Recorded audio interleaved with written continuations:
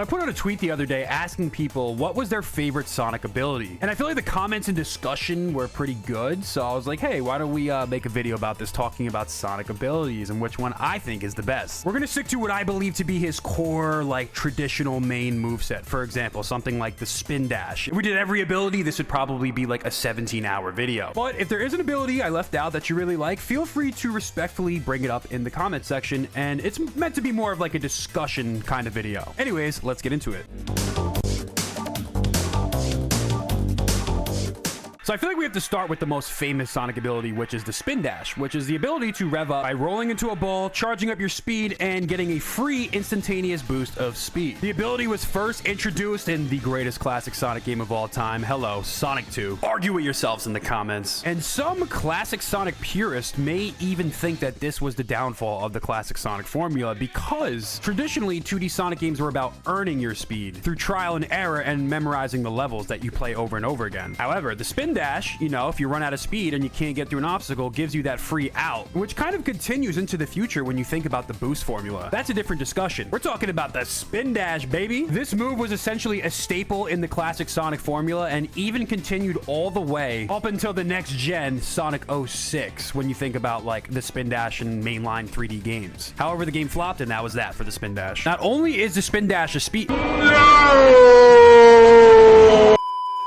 Not only is the spin dash a speed hack, it's also a way to attack enemies. So, you know, it had some utility for sure. While the spin dash does give you free speed, it does adhere to the principles of classic Sonic games by preserving your momentum. For example, if you tap the spin dash, you go down the hill, it kind of has those slope physics as you maintain that momentum, which was kind of the charm and magic of the old Sonic games. Another thing that I find crazy about the spin dash is since it's Sonic's most iconic ability, it's gone under the most radical transformation out of any ability. It's almost like no two spin dashes were created the same. I think the most famous iteration of the spin dash, other than like the original 2D classic Sonic one, was definitely the SA1 spin dash. This is definitely the most busted way to use it, but you can basically spam the spin dash to gain as much speed as you want. So SA1 speedrunners have made use of this ability to be able to get some crazy times and honestly just have really fluid and masterful controls over their character at high speed. This is personally my favorite version of the spin dash, but I'm guessing that this was not intended by the developers because in Sonic Adventure 2, the next game, it basically functions the same way, but there's a little bit of a delay to how quickly you can use a spin dash. Instead of being able to spam it and actually have fun, you had to slow down and charge it up. I mean, it's still pretty much the same. Definitely takes a huge gameplay strategy out of the game. In Sonic Heroes, they transformed the spin dash into what is called the Rocket Excel, which definitely changes up how it's used. And it's honestly kind of weird in this game, to be honest. It made a return to the mainline Sonic games with Sonic Generations, although be it this was like 2D Sonic. Spin dash was extremely fun to use in this game because you just tap the button and it's so broken, but it definitely makes the classic Sonic gameplay worth playing because it's interesting and different. The spin dash should eventually return in 3D with Sonic Lost World, but again, even in this game, it functions extremely weird and different than how it used to in the old classic Sonic games. Definitely one of my least favorite versions of the spin dash. And the spin dash returned finally in the 3D games with Sonic Frontiers, and it was the most different and unique version of the spin dash yet. Essentially, it was like a boost, but if you go off a slope, it disables gravity for like 2 seconds and allows you to make some of the craziest skips possible. So the spin dash is constantly undergoing changes. No two spin dashes are alike for the most part. And that's a brief and shallow history of the spin dash. Let's move on to the next ability.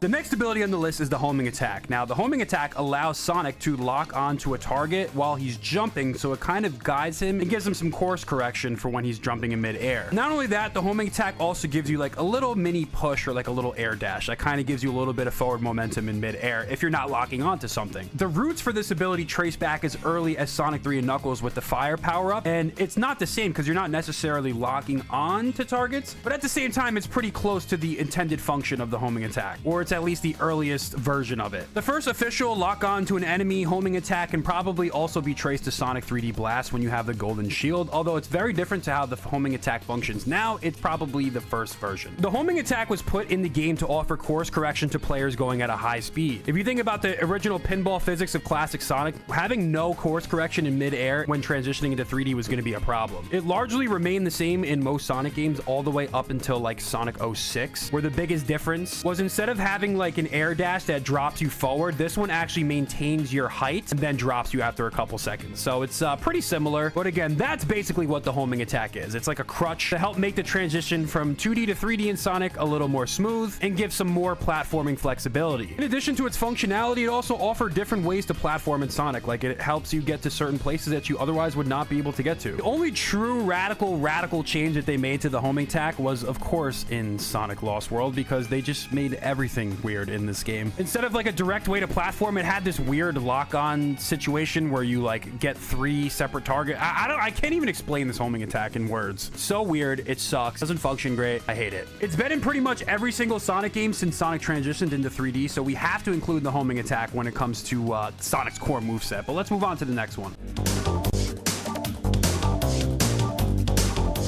The boost ability is probably the most divisive when you think about the Sonic formula, because this is when the way the gameplay in the franchise was structured was changed fundamentally. What is the boost? Well, everyone knows what the boost is. It's the ability for Sonic to go max speed with the tap of a button. However, this gameplay is not really momentum based, it's all about reaction. The boost ability was first introduced in Sonic Rush for the Nintendo DS back in 2005. And the boost formula was a little bit different in this game. You know, you have like a boost meter, but you were able to replenish it through the use of tricks. Sonic Rush was interesting because it had a unique take. I mean, you had the spin dash in this game, you had the boost, you had the homing attack. It's in 2D, but this was the first instance of it being used, and ever since Sonic Unleashed, it was the formula for the 3D games going forward. So oftentimes when you talk about the divide in the Sonic franchise, it's really like the adventure, spin dash, momentum-based gameplay versus the boost reactive gameplay. It's 2 different formulas, but these are like the 2 main styles, other than like the classic games, obviously. But when you talk about the 3D games, these are the 2 main styles. While the boost isn't necessarily my favorite version of the Sonic gameplay, as you guys may or may not know if you follow this channel, I'm much more of a spin dash, momentum, adventure fan. The boost can definitely be fun, and it's definitely satisfying to pull it off when you can memorize the levels and string together all of the moves that are available to you. I think the boost formula kind of peaked with Generation, although Unleashed is my favorite boosting game in terms of the daytime levels. One of the things I don't like about the boost is like the 2D sections, which is kind of a necessity to the formula because you need to have some type of platforming that breaks up the breakneck pace, and I think it's best done in Sonic Unleashed because it's more of like reactive base. It's more 2.5D in a lot of ways. I think it's definitely best done in this game. But again, it's my opinion. You know, I kind of grew up with the other formulas. So that's kind of just like what gravitates me towards Sonic more. There's still some incredible and great Sonic games in the franchise that feature the boost. And there's not really too much to the ability. I mean, it's like you tap the button, you go fast. You have the quick step. You got some other abilities that are essential to making the gameplay formula work. Other than the fact that the boost was removed in Sonic Lost World, because again, that's just a very strange game. It's just weird. The only radical change to the boost was probably Sonic Frontiers, where it turned more into like a glorified run button, because in my opinion, the Frontiers gameplay is more of like a boost and adventure hybrid. The speed was significantly slowed down. The boost is pretty straightforward. There's not really much to say. You tap the button, you go faster. Some people love it, some people hate it. Let's move on to the next one.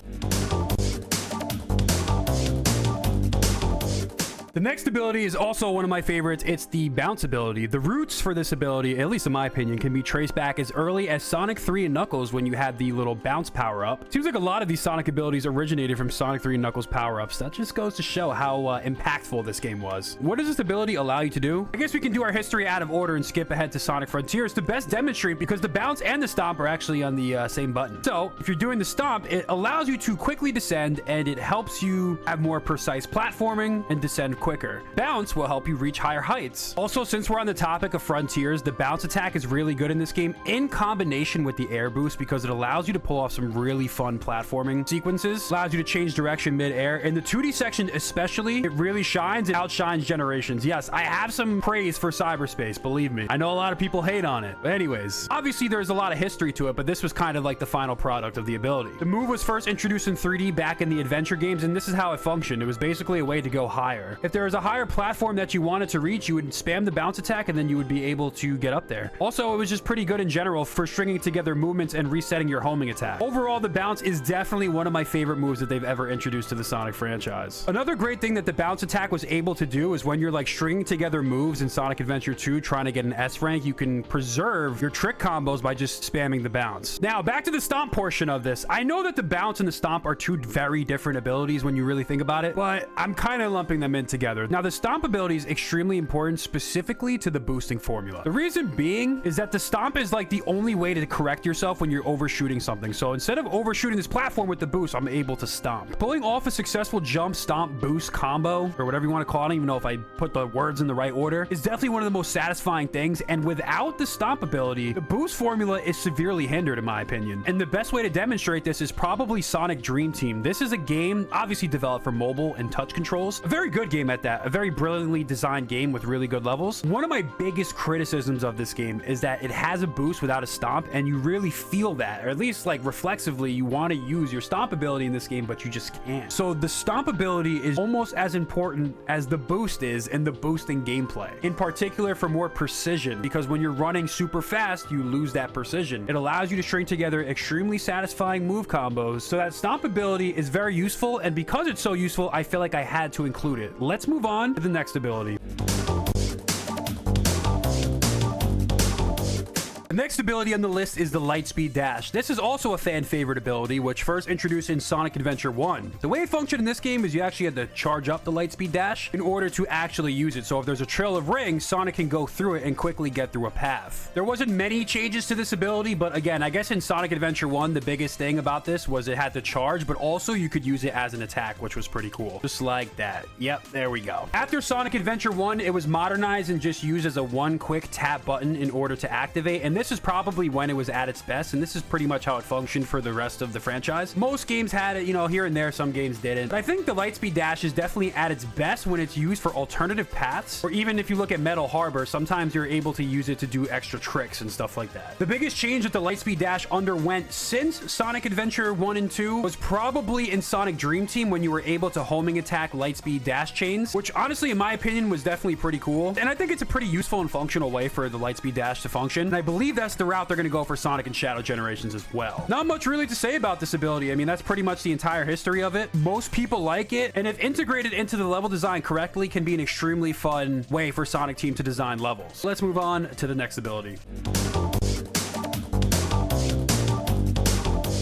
The next ability on the list is the Drift, and this was something that was mainly used in two games, Sonic Unleashed and Sonic Generations. I mean, it was used in other games, but it was only consistent in those two games. The move, essentially, when boosting at high speeds, allows Sonic to have more control over his turns. Drift, in my opinion, was probably used at its best in Sonic Generations. I think the animation looks cooler. I think it was a little bit more easy to use, a little bit more functional. It's a pretty simple ability, but definitely important to the boost formula overall. It did appear in colors, but it was very limited and only for certain sections, and honestly wasn't that good. But also, it was in Sonic Frontiers for one measly cyberspace level, and it was absolutely awful. I don't know why they put it in Frontiers in this capacity. Maybe they could have even made it an actual move for the open world. I'm sure it would have been cool. Like, having more freedom and controls, I feel like is usually a good thing. Yeah, in Frontiers, it was absolutely awful. That was the last time they used it. It's kind of a shame that we never got to see the Drift again, the way it was used in Generations. Maybe it'll make a comeback in a future Sonic game. But let me know what you think about the Drift. Next ability is a slide ability. Most people probably don't think about this when they think of Sonic's moveset, but this is something that is often synonymous with the boost formula. What this ability does is it allows Sonic to slide forward and knock things down in his path. Despite the fact that it's largely associated with the boost formula, the game was actually first technically introduced in Shadow the Hedgehog. I mean, other forms of its functionality, like somersault rolling under obstacles, was also introduced in Sonic Adventure 2 technically as well, but the actual slide ability was first found in this game. Was then again spotted in Sonic 06, once again to attack enemies but also get under crevices that you needed to get under. But in terms of functionality, this move is more so for reactive based sections in Sonic boosting games. Like if you look right here, he's going to boost and press B to give you kind of something else to do in the controller and react to when you're boosting at breakneck speed. Very simple ability, kind of slept on and underrated, and definitely most essential to the boosting formula, but I figured since it's in a lot of Sonic games, we had to include it. The Drop Dash. This is a banger ability. This is probably my favorite ability to use in the 2D Sonic games, and it's mainly for the 2D Sonic games. It was first introduced in 2017 Sonic Mania, and it definitely revolutionized the way 2D Sonic was played. What it is you jump and you can drop right into a spin dash without having to stop and charge it up. So this really keeps the pace going, and if you're a speedrunner, it's definitely going to help you move as quickly as possible through some of these sections. Like, look at these movements that I'm able to string together. The Drop Dash is not only a 2D Sonic move because it was actually actually recently added in Sonic Frontiers, albeit it's not really too useful in this game. Like, sometimes it's useful for helping to scale terrain, but as far as like the actual functionality of the move, you don't really need it. But the thing is about Sonic games, and I think that Sega should focus on just like the core movement and freedom and creativity that the players are allowed to express with the platforming. So I like the idea that we have a drop dash. Even if it's not as useful, I definitely had fun going down slopes with this, because this was like one of the only ways you could experience actual slope physics kind of in Frontiers prior to them adding the momentum sliders. The move is so popular and synonymous with Sonic at this point, the drop dash is also going to be retroactively added into the Sonic and Shadow Generations remaster, even for the 3D modern Sonic sections. Definitely a W. More tools at our disposal, the better. With that being said, it's definitely one of my favorite moves in the game. Where does it rank for you? So there's tons of core Sonic abilities. Again, I know I left a bunch out. Honorable mention to the Wisps and Colors. Honorable mention to the Tornado ability he has in Sonic Heroes. Honorable mention to all the gem shoes in Sonic 06. The list goes on and on. But my favorite abilities out of all the ones listed, I think we have to split it up into two categories. If I had to go my favorite 3D ability, it's probably the 3D Sonic Adventure 1 Spin Dash. The amount of paths, skips, and cool gameplay techniques that you're able to use using this Spin Dash while also maintaining quick pace and fluid controls definitely puts this at the top of my list. Also have to give a big shout out to the Frontier Spin Dash as well. This move has probably revolutionized the game for me, and traversal around the world, especially when they design platforming challenges around this ability, really fundamentally changes the game. I feel like it's super fun to find different skips but also fly around through the level. I know it's probably not a popular answer because it does kind of skip a lot of the design elements of the original game, but if you look at like me scaling the tower on this platform using the Frontier Spin Dash, it's just way too fun to use. So Frontier Spin Dash has got to be one of my favorites as well. We're talking about the 2D games. While there isn't many abilities for Sonic, it's got to be that drop dash. The drop dash changed the way that I play classic Sonic games, and I almost have a reflexive instinct to constantly spam the drop dash at all times. It's basically like the Spin Dash on steroids, and it really allows me, and when I'm able to maintain drop dash after drop dash, keep my speed going, there's nothing more satisfying in a Sonic game than using that ability. So as far as Sonic abilities goes, those are my two favorites. Let me know which one is your favorite, but also let me know which one I missed that might be your favorite as well.